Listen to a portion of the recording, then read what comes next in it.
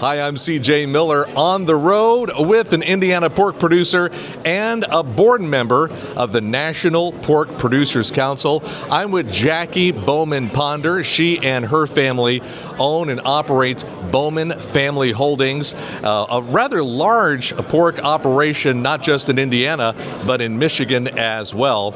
And you've been on the board with the National Pork Producers Council now for almost a year. It's coming up on March. And how great that the state of Indiana has not one Hoosier on the board for NPPC, but two. You also serve with Jeb Stevens, who's a pork producer in Ripley County. Jackie? Yes, it is great. Jeb and I really enjoy representing the state of Indiana and also all of the pork producers in the United States to help maintain the primacy of our issues in front of national.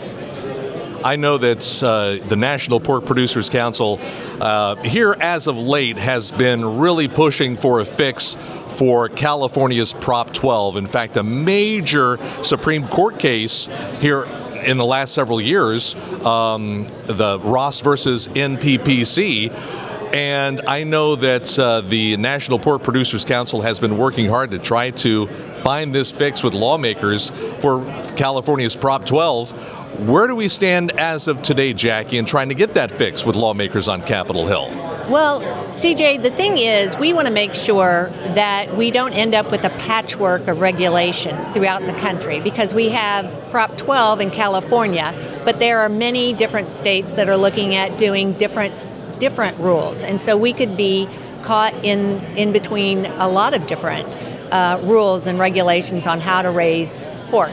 But if you look at how both the last administration and this administration, they are against the overreach that California has had in regulating the production of pork outside their borders. And so where we are right now is there is a Prop 12 fix in a farm bill that was put forth by the House Ag Committee last year.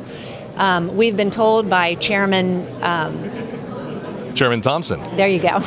We've been told by Chairman Thompson that they expect to have a markup of the farm bill to go to the House at the end of February. Speaker Johnson has said he's committed to having it go to the floor for a vote, and there would be a fix to the patchwork regulation in that farm bill. So we're hoping that not only do we have this fix for Prop 12, but that we see, because once again, we see similar legislation in Massachusetts. We see similar legislation in New York State. This is something that even Illinois could decide to, as a state, do its own version of Prop 12, and then you have pork producers in Indiana who are really squeezed. Jackie? Yes, exactly, and that's what we want to head off. We want one law from the federal government that says you can't have a regulation or a law within a state that regulates outside of their borders when it comes to how we raise our pigs. So we don't want people in California telling Indiana farmers how to raise their pigs. They can talk to and regulate what happens within their borders, but not outside of their borders. And so that is what we're looking for in a fix to Prop 12. Another piece of legislation, or I should say policy, that I'm sure that you and the members of the National Pork Producers Council are keeping a close eye on is it has to deal with the MAHA movement, what's coming from the U.S. Department of Health and Human Services with regards to Secretary Robert F. Kennedy Jr. and some of the different concerns regarding overprocessed meats and overprocessed foods, or I should say ultra-processed foods instead of overprocessed. But a lot of concern that there may be some different things with on the MAHA side. Also, in the state of Indiana, there's a bill that would severely limit the amount of pork products that could be served in school lunches. Jackie?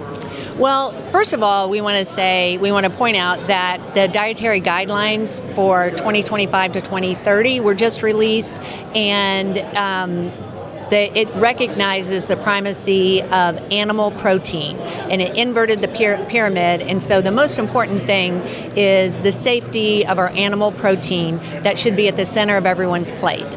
And so we as the National Pork Producers Council and as the pork industry want to applaud the administration for doing that. And we want to continue to maintain the safety of that. I mean, we are looked on as a beacon in the world in our food safety.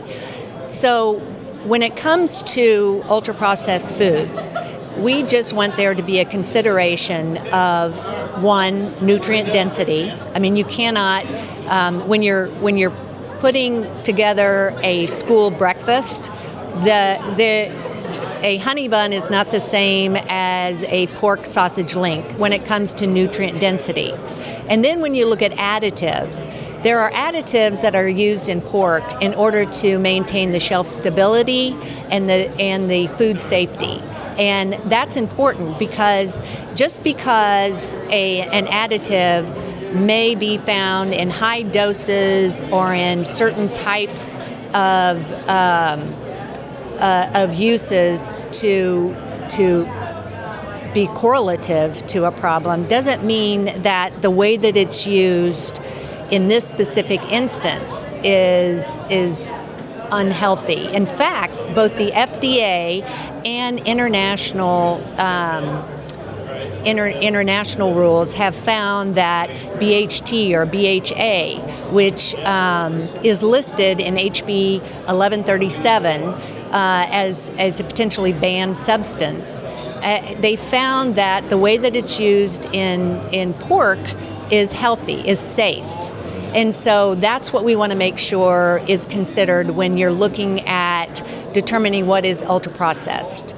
And additives that maintain the food safety or the shelf life of food products should not be considered part of any discussion of ultra-processed. Once again, Jackie Bowman Ponder. She is a board member of the National Pork Producers Council. Jackie, thank you so much for joining us here today on Hoosier Ag Today. I appreciate it. Thank you so much, CJ. I really appreciate you taking the time.